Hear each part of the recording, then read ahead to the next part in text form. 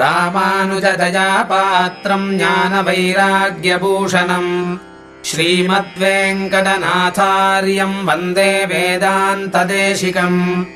लक्ष्मीनाथसमारम्भाम् नाथयामुनमध्यमाम्